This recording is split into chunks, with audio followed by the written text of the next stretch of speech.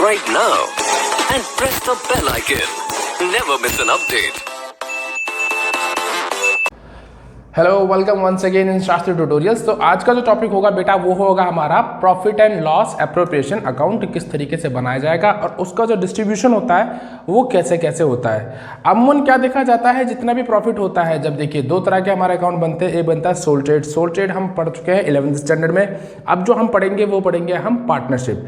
Partnership में क्या होता है कि भाई दो पार्टनर होते हैं कम से कम, ए और पार्टनर हो गया आपका बी, ठीक है। और ए और बी दो पार्टनर हो गए, तो जब प्रॉफिट कमाया जाता है लास्ट में जो नेट प्रॉफिट आपके हाथ में आता है प्रॉफिट एंड लॉस अकाउंट से, तो उस प्रॉफिट को दोनों पार्टनरों में किस तरह से डिस्ट्रीब्यूट किया जाएगा। क्योंकि पार्टनर्स जो होते हैं वो कई चीज़ें विड्रॉ करते हैं, मतलब कई चीज़ें ले लेते हैं एज अ फर्म से, जैसे सैलरी ले लेते हैं, कमीशन लेते हैं, रेम्यूनरेशन ले लेते हैं, इंटरेस्ट ऑन कैपिटल भी लेते हैं, ये कई चीज़ें आती है। तो एक चीज़ समझते हैं हम, सपोज करिए हमारे पास जो नेट प्रॉफिट आया, जो हमारे पास नेट प्रॉफिट आया वो आ गया 2 लाख रुपए, ठीक है। अब इस 2 लाख रुपए को जो पार्टनर्स में कैसे कैसे किया जाएगा, तो पार्टनर्स को सबसे पहले हमें दे दी सैलरी।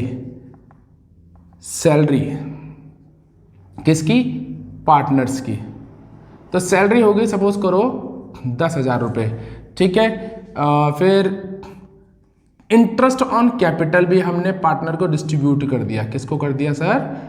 पार्टनर्स को। ये हो गया कम से कम 20,000 रुपये। फिर कुछ रेम्यूनरेशन हो गया। रेम्यूनरेशन ना क्या क्या, आप सीधा कमीशन कह लीजिए। चलो जी, हमने कमीशन यहाँ पर ध्यान रखिएगा, कमीशन टू मैनेजर नहीं। मैनेजर का जो कमीशन होता है बेटा वो कहाँ जाता है? वो जाता है प्रॉफिट एंड लॉस अकाउंट में। यहाँ पर जो हम कमीशन की बात कर रहे हो किसको कर रहे हैं? कमीशन टू पार्टनर, ठीक है। तो पार्टनर को कमीशन भी हमने कम से कम 20,000 की कर दी। चलो नहीं, 20 ज़्यादा हो जाता है तो 10 कर देते हैं। चलो जी, 10,000 हो गया। अच्छा जी, आईओसी सैलरी हो गया, आईओसी हो गया, कमीशन हो गया और कुछ, चलो ये कर लेते हैं। अब देखिए कितना चला गया हमारा, 2 लाख में से चला गया हमारा 40। तो हमारे पास कितना बच गया? जो बैलेंस बचा, बैलेंस कितना बच गया हम पे सर? 60,000 का बैलेंस बच गया। 60,000 का नहीं, ज़्यादा बचेगा, जरूर दोबारा चेक कर लें। 20 और 30 40, यानी कि 1,60,000 का हम पे बैलेंस बच गया, ठीक है जी। 1,60,000 का हम पे बैलेंस बच चुका है। फिर बाद में हमने कहा भाई, हमने क्वेश्चन में नीचे पॉइंट पढ़ा कि उसमें कहा था कि भाई 10% आप रिजर्व रखिए प्रॉफिट का। 10% प्रॉफिट का आप रिजर्व रखेंगे, यानी उसको बाद में छेड़ेंगे आप। तो चलो जी, 10% हमने यहाँ पर एक रिजर्व भी बना लिया, रिजर्व, ठीक है। कितना? 10%। तो 2 लाख का 10% कितना हो गया बेटा? 20,000। तो यानी हम पे जो बैलेंस बचेगा अब वो कितना बचेगा? 1,40 बचेगा। कितना बचेगा बैलेंस? 1,40 बचेगा, ठीक है। यानी कि जो 1,40 बैलेंस बचा हुआ इसको हम क्या करेंगे? ए और बी में डिस्ट्रीब्यूट कर देंगे। अगर क्वेश्चन के अंदर आपको प्रॉफिट शेयरिंग रेशियो दे रखी है, एक बार मुझे चेक कर लूँ कैमरा चल रहा है कि नहीं चल रहा है। यस, बिल्कुल चल रहा है। तो अगर हम अब इसको पार्टनर्स में डिस्ट्रीब्यूट करेंगे तो उसके लिए हमें क्वेश्चन में गिवन होगा कि भाई इनकी जो पीएसआर, जैसे क्या बोलते हैं हम, प्रॉफिट शेयरिंग रेशियो दे रखी है। अगर गिवन है तो बेटर है, और नॉट गिवन है तो ऑलवेज 1:1, दैट इज इक्वल। तो यानी कायदे से कितना कितना मिल जाएगा दोनों को? 70,000 और 70,000। अब इसी को हम किसमें सीखेंगे? Profit and loss appropriation account के फॉर्मेट में। तो बड़ा सिंपल हो जाएगा, यहां पर लिख देंगे हम profit and loss appropriation account. ये आ जाएगा हमारा अमाउंट और ये भी आ जाएगा हमारा सर अमाउंट, ठीक है सर। और यहाँ पर आ जाएगा पर्टिकुलर। आप पूरा लिख लेना जाए, मैं तो टाइम बचाने के चक्कर से थोड़ा सा शॉर्ट में लिख रहा हूँ। अगर आप इसको पूरा लिखेंगे, यहाँ पर्टिकुलर अमाउंट। चलिए ठीक है।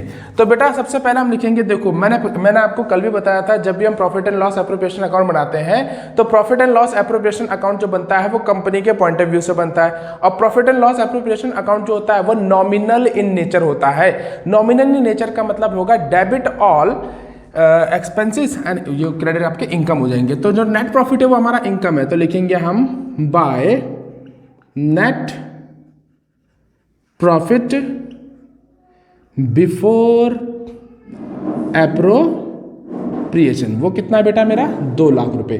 तो हमने यहां पर लिख दिया 2 लाख। अब एक सीधा सा फंडा है, ये हमारा प्रॉफिट है क्रेडिट साइड में, तो जो भी चीज हम डिस्ट्रीब्यूट कर रहे हैं डिस्ट्रीब्यूट करना मतलब क्रेडिट में तो दे नहीं सकते हम, डेबिट में देंगे तभी तो इसका प्रॉफिट अगेंस्ट होता रहेगा, यानी माइनस होता रहेगा। और देखें सैलरी यानी जो प्रॉफिट एंड लॉस अप्रोप्रिएशन मैंने पहले ही कहा था किसके पॉइंट ऑफ व्यू से बनेगा, फर्म के पॉइंट ऑफ व्यू से बनेगा, और फर्म के लिए सैलरी क्या है, एक्सपेंस। तो कहा जाएगी to salary, salary to salary of partners, partners. तो यह आ जाएगा मेरा कितना बेटा 10,000, ठीक है।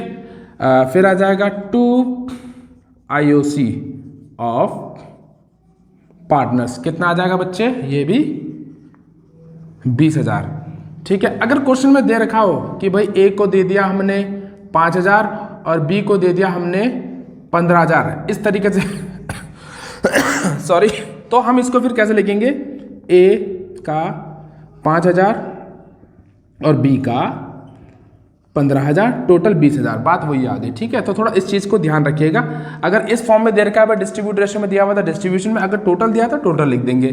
फिर आएगा to commission, to commission of a लिख देते हैं कमीशन, ये ए का कमीशन, ए इज कमीशन, ठीक है। कितना हो गया सर 10,000।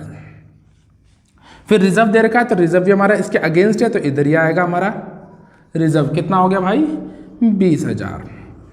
चलिए जी ये हमारा हो गया।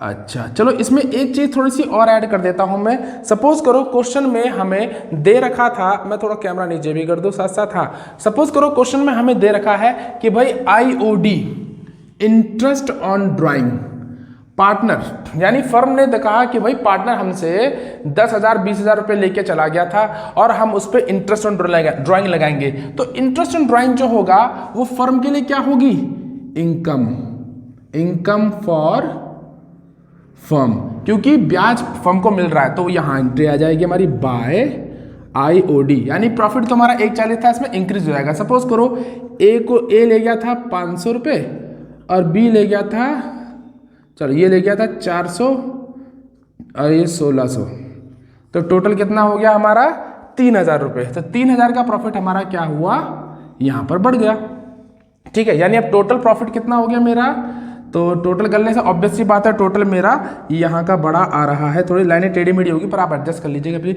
तो 2,03,000 और यहाँ पर भी आ जाएगा 2,03,000, और टोटल मेरा कितना आ रहा है ये 40, 50 और 60, तो 2,03,000 में से 60,000 को लेस किया तो मेरे पास आ गया 1,43,000, 1,43,000।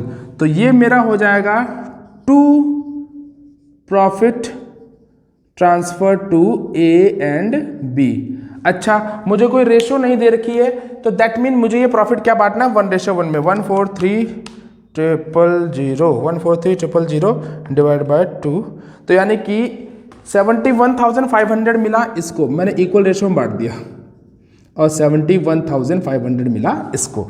तो सिंपल हमारा ऐसे हो जाएगा क्वेश्चन, ठीक है। यानी कि सबसे पहले नेट प्रॉफिट लिखेंगे जो हमारी इनकम होती है, हमारी मतलब फर्म की। फिर फर्म ने सैलरी दी पार्टनर को तो खर्चा, IOC दिया पार्टनर को तो खर्चा, कमीशन दिया पार्टनर को तो खर्चा, रिजर्व मेंटेन करके रखा फ्यूचर के लिए यानी प्रॉफिट तो डिस्ट्रीब्यूट नहीं किया ना, तो रिजर्व को वो यानी प्रॉफिट से काट के दिया है, तो इसलिए वो भी एक्सपेंस फ्यूचर के लिए। और IOD फर्म के लिए क्या होती है, इनकम, क्योंकि फर्म को ब्याज मिल रहा है तो वो इनकम होगी, तो हमने यहाँ लिख दिया। तो हमारा प्रॉफिट अब कितना बन गया 2,03,000 का, और उसमें से सारे एक्सपेंसेस को लेस करके ये मेरी क्या हो गई बैलेंसिंग फिगर। और बैलेंसिंग फिगर को मैंने रेशो में बांट दिया, क्योंकि रेशो कुछ दे नहीं रखी थी, तो 1:1 मैंने इसको डिस्ट्रीब्यूट कर दिया इक्वल रेशो में, ठीक है। थैंक यू बेटा।